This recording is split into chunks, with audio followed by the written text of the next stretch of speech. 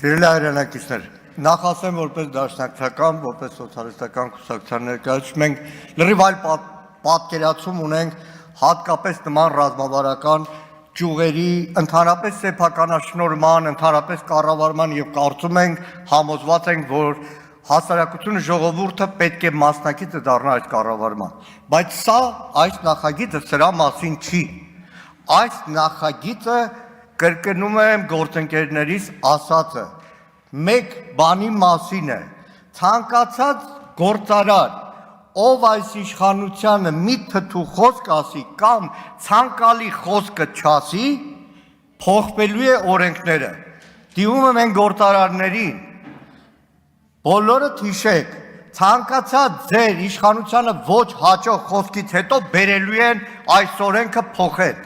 Սիրելի ժողովուրդ, տեսեք ինչ է կատարվել, իրականում քաղաքական հետապնդման ռեկետի նպատակով իշխանությունը չի խորշել գնա նույնիսկ հայտարարությունների,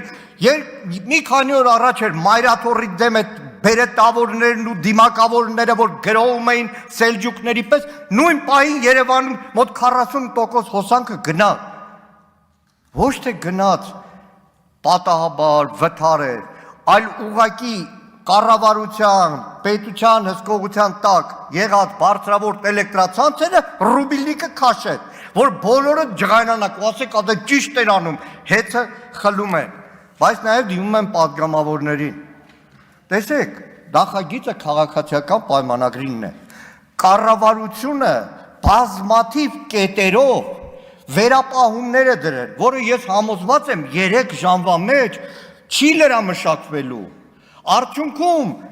մնալու է փաստաթուղթ որպես այս վերապահումները ու վաղը մյուս օրը, երբ չլնեք իշխանություն կամ շարունակեք մնալ իշխանություն, երբ